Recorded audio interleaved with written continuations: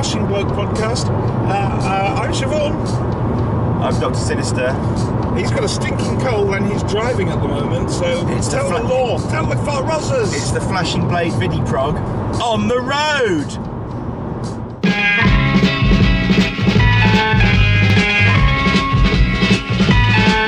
You've got to fight for what you want, for all that you believe.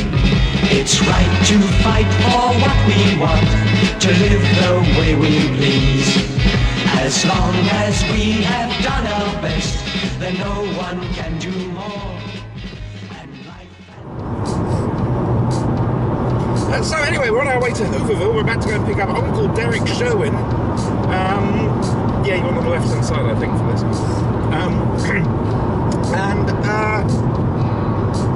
I've got nothing else to say to you until we pick up Uncle Derrick Sherwin. You realise I'm probably just out of frame. Probably. Yeah. We'll find out in a minute. I'll ask you that question again. Yes. It's okay. Right, everybody, we are in the car with Mr. Derrick Sherwin. So, Derrick. First of all, hello. Hello. Welcome to the Flashing Blade. But this is our we do a VidiProg. Internet show. First question that we've just asked you, which is why we started recording. You asked it, so you go ahead and ask. Do you watch Doctor Who these days, Derrick? Occasionally. Occasionally. And what's your view of it? I'm too old, apart from anything else. But it's written and produced by arrogant schoolboys. Arrogant schoolboys. What in particular makes you think that? Because most of them could pass their exams, it seems to me. Oh, okay. It's all sort of sci-fi speak. Gobbledygook. Yeah, gobbledygook. These are the people who grew up watching the stuff you produced. Yes, the stuff I wrote. And they're big fans of that. So yeah, sure. Most of them are. I don't know why they've got this sort of feeling of the old Doctor Who was somehow better, but I think it was. Oh, well, it's the golden age of British television, That's wasn't right, it? yeah. Everyone looks back at it now and goes, oh, I wish it was like that. And I suppose they would like it because I changed the original concept. I got rid of the old fart. And took on another fart.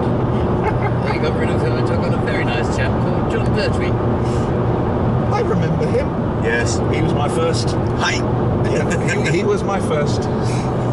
John Pertwee was great. Troughton wasn't so hot. He was difficult to work with. Mind you, he'd ever right to his get some shitty scripts. They said, things were very up in the air towards the end of the 60s, weren't they? Well, I think it had a bad run, and they were producing very bad stories. When I took over, there were about 6 stories I couldn't possibly give actors to use. It was so bad. Yeah, what's it? One of the stories fell through, which meant you had to ask Terence to write. Yes, he originally was asked to write 6 scripts. Then something went wrong, and I don't know what it was. Peter Bryan made another cock up, so I had to do another couple of stories, episode rather, and this happened 2 or 3 times, and finally we ended up doing 10, which is my first real production that I was stuck with. It's a good one. Terence was getting up with it. But we worked together quite a lot before, so we knew the way each other thought. But talking of things like that, you ended up writing something which watched its shown fairly recently on BBC 4. The Mind Robber, the first episode of that. It's so effective. Yeah. Well, Terence and the author of Mind Robber, what was his name? Peter Ling. We all worked together on Crossroads. And so we were very good at working closely together and thinking together, almost putting words into each other's mouths. And I asked, when I took over as script editor of Doctor Who, I asked first of all Peter to write something for it, because I just knew he'd be quite good. And he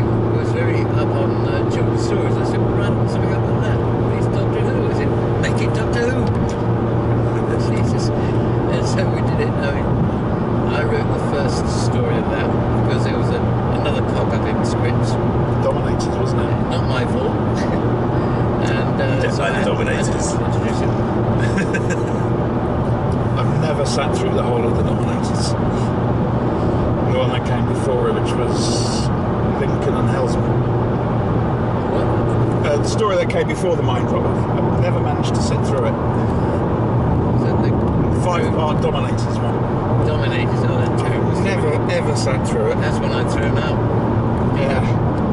Peter tried to get it back in, then turned and said, "Oh, come on, I can make this work." Of course, he couldn't because he hadn't got enough experience in sci-fi.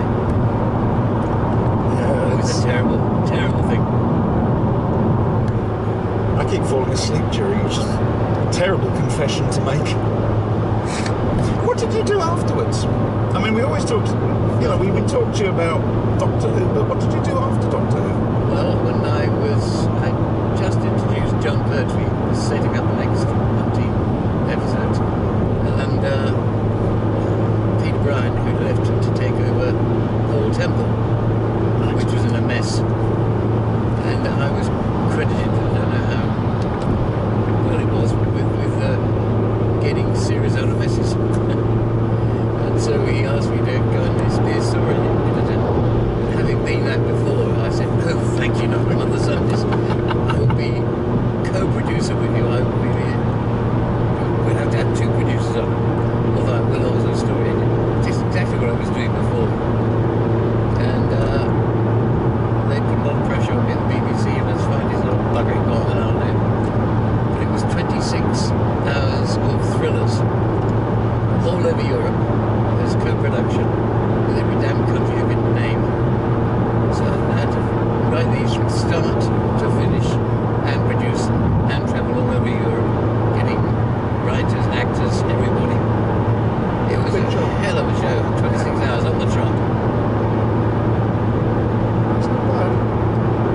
It was like doing 2 series of Doctor Who back to back with no time. Yeah, because back then Doctor Who was on a lot. We did 10-day turnover all over Europe. Believe me, it was it's a bloody lousy series anyway.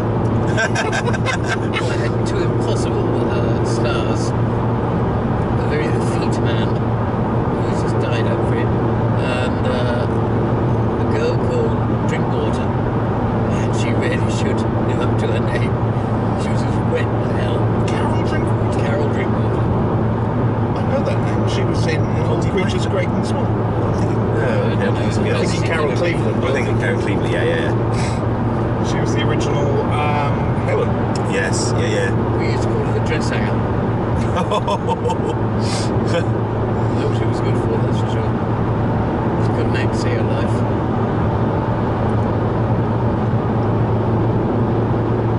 One of your stories came out was the only classic story that's going to come out on Blu-ray. What? Spearhead.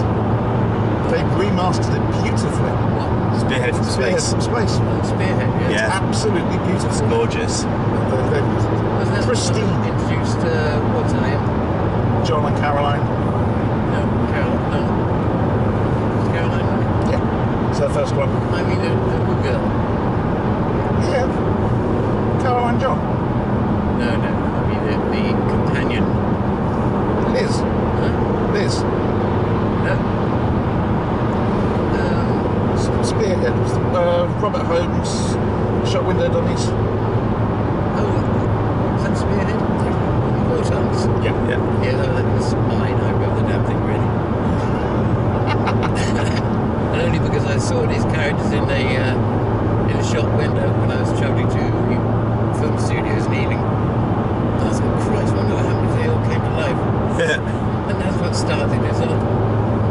Because Robert, who was a very good writer, was commissioned to write this, but he had written it in Peter Brown's time, I think. Without any substance to it, you know. So I can't pick it up and make it work because that was the new Doctor Who. It was early days for him, though, wasn't it? He Yeah, hadn't but done it a brought couple him into before. the show. It was his first year. And then I had a strike in the studios. Yes. So I rewrote the whole damn thing and took it up to film. Oh, as a result of that, like I say, we've got it on Blu-ray now. It's been yeah. restored crisp. It's immaculate. And you're in it. Oh, yes. Big Yes, chapter that's right, yeah. And to think we're an actor who couldn't do his job. What, he couldn't stand there and be shouted at? No, we couldn't do comedy. Because I don't I think didn't have a line in it. No, I was going to say you don't have a line. But reactions. Yeah. John Pertwee played off me beautifully. Right. So, only the fact that uniform was so bloody tight, I had to. It came out squeezed. Probably just why you didn't have to speak then. Just as why you didn't have to speak. Yeah. Right, there'll be more later. Bye. Bye-bye.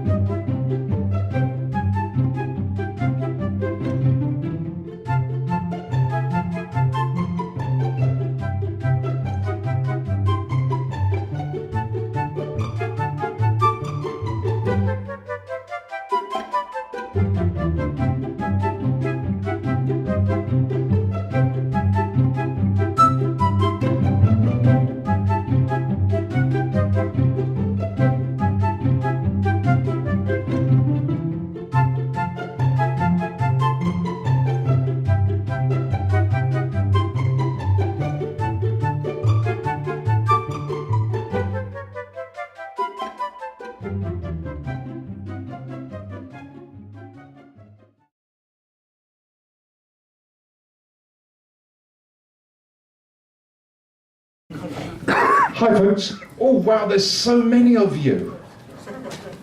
Well, you all know this is Doctor Who Podcast Alliance, and we've got some guests, because we do interview, which is what we do. So, please welcome, and I'm going to read this because I've got a memory like a pea. Sinead Michael, Lauren Wilson, Daniel and David Beck. And your interviewers, Thomas, ex of the Who cast. Michael from the Little Tin Doggy. And not Ian, Nick. It's me from the podcast. The what cast? The Pulpcast. Okay, Thomas, I'm going to hand you the microphone. Enjoy. Tin Dog. I'm going to be interviewing Mr. Derrick Sherwin, producer for Troughton and Pertwee, the wonderful Miss Debbie Watling, making her way to the stage. And at some stage and somewhere, Michael Troughton's, there he is. Don't be told. Okay, thank you very much. And the clock starts now. Well, welcome to the next of our podcast panels. We've got, there we go. Yes, bit of health and safety. Do avoid all the technology down here. There's rather a lot of it. But we have for you, this time we've got Mr. Peter Davison, needs very little introduction, Terry Malloy, and Dominic Glynn. So would you like to give them a round of applause, please? Simon from the Doctor Who podcast. So basically, it's you surrounded by a lot of podcasters, not even remotely intimidating them. I'm frightened to death. You should be. Right. Carry on. Right. First off, you are one half of the Bristol Boys. One half. Indeed.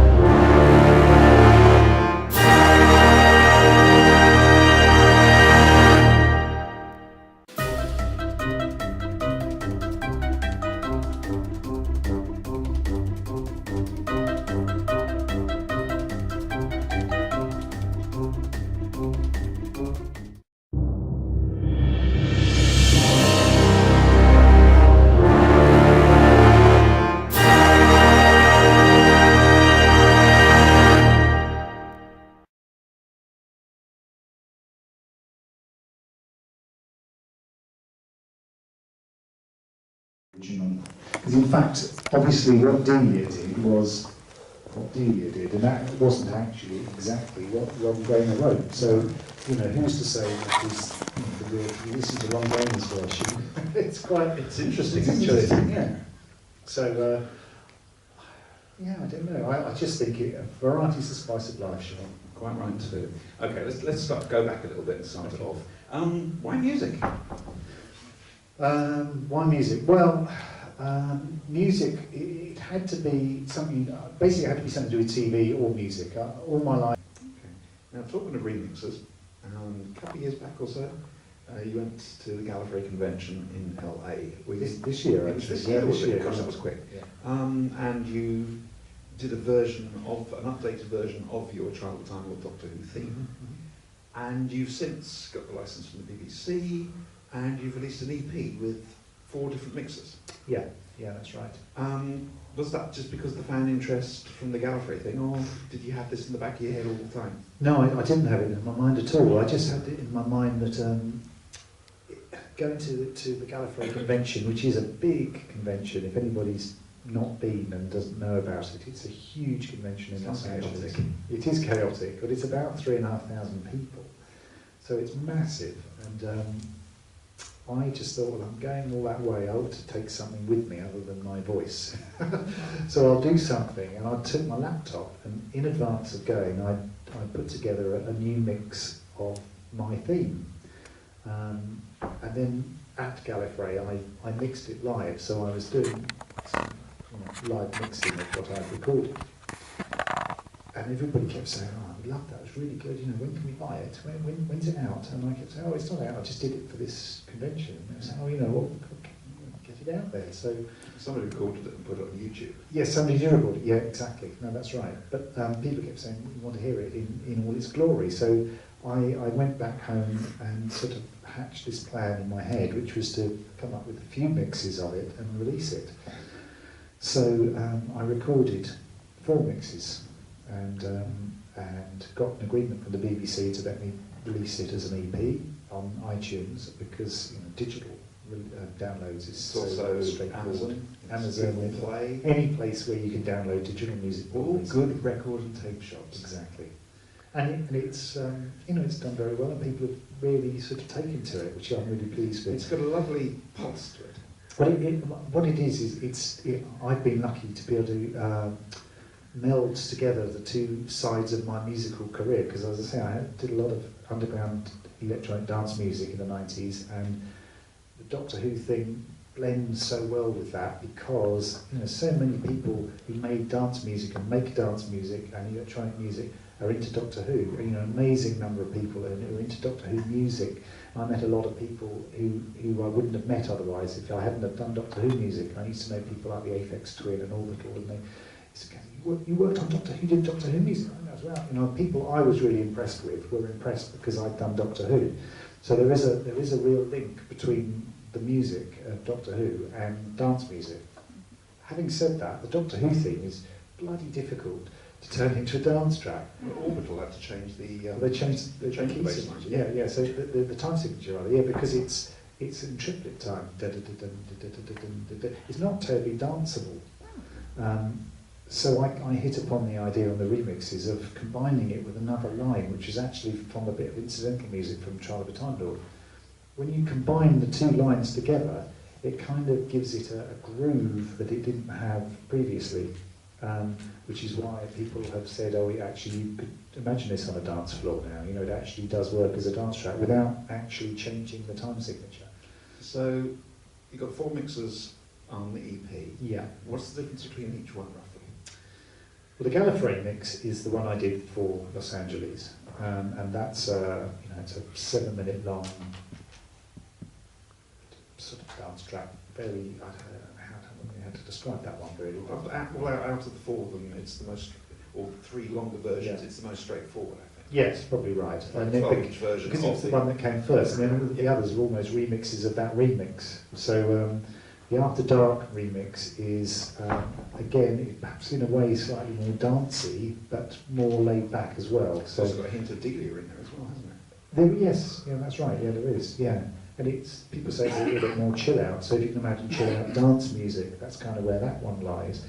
The Syzygy remix is, it was done with my writing partner in Syzygy, which is one of the dance outfits that I worked in the 90s, Justin Mackay, and he did the mix with me on that one. And so that's different because it's got another brain working on that one. So that's a slightly different style again. And then the Radio Gallifrey edit is a short version of the Gallifrey version, which is, you know, suitable for radio play. So now we're going to play the radio version. We've basically stolen the video from the Trial of a Time Lord 5.1 mix and the DVD, and we've dubbed the radio version on top of it. But we thought we'd better put a little bit of context in. So we've got one of the endings for a Trial of a Time Lord tagged on at the beginning. We're not sure which, because they were a bit similar, the cliffhangers. So if anyone's up there, is there any chance you could play the video, please? Or not? see a face. Hey, there it is, the light's gone on.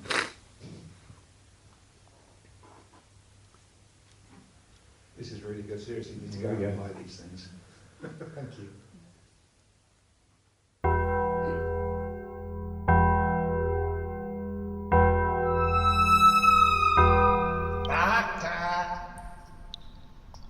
Doctor, all these tunnels look the same to me.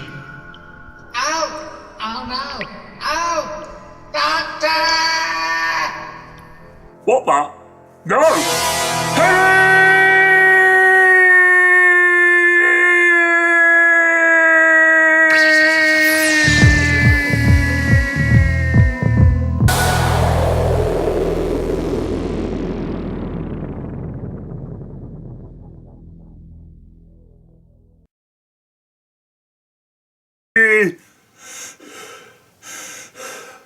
How was that, John? Was that all right?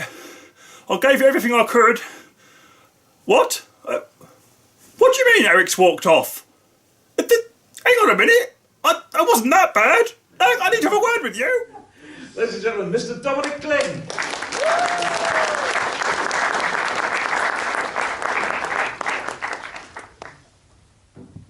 You can go and have a nice cup of tea now. We finished early.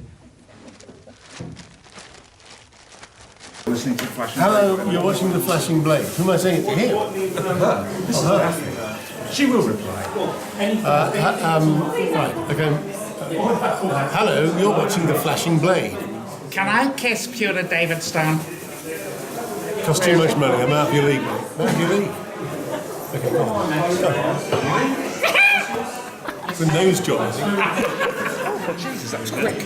Can I have some more sugars, please? Yeah, some more white sugars, thank you. Planning ahead for next year. So, we're having a nice cup of tea. Have we had a nice day? I've had a really good day, yeah, I'm knackered. Lovely, thank you. Who is this? Hello. Introduce yourself, please. Yes, now. I'm Dean. Hello. Dean, hello. Podcaster? No. Yes. No. Okay. Maybe. Sometimes. When did you quit? Time is it now? He was from the Who cast. Remember the show I saved twice? And then we escaped. No. We left free. I'm waiting for Seb at some stage to go, oh God, we need somebody to... And that will be me again, I think. I will be the new saviour of the... Oh, you're more than welcome, because I'm sick to death of bloody podcasting. Quite frankly. What about you, Sin? Oh, well, the purpose of this video was You're upside down. was to do an outro. Oh, was it? I thought we were doing a general sort of... We could do a general sort of, if you like. Sinister met his match today. Well, I met someone who thinks they're my match. He keeps his hand in. No harm in trying. He hasn't heard the audio yet, has he? Which one? Ooh. No. Ooh. Which one? Anyway, that's it, boys and girls. We hope you've enjoyed the coverage. I've no idea what we're going to be putting on. No. There's a good chance that we've actually got 2 or 3 videos in case we've got too much footage. Please, you're making me giddy. Stop it. So we'll say doodles for now, and go and help yourself to a nice cup of tea.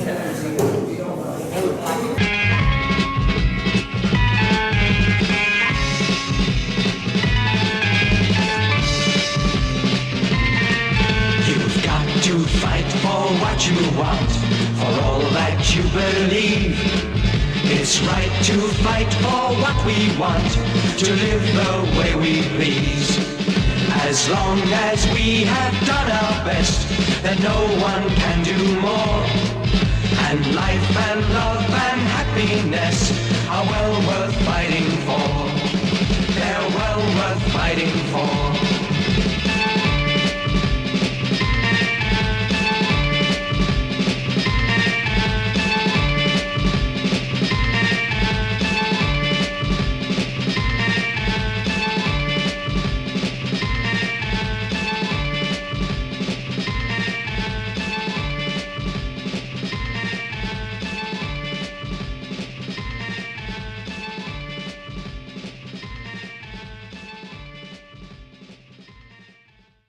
Who's taking two? Humanoids on Earth, you will obey. Whooverville VII has been announced. You will attend on the 5th of September 2015. You will obey. Obey or you will be exterminated.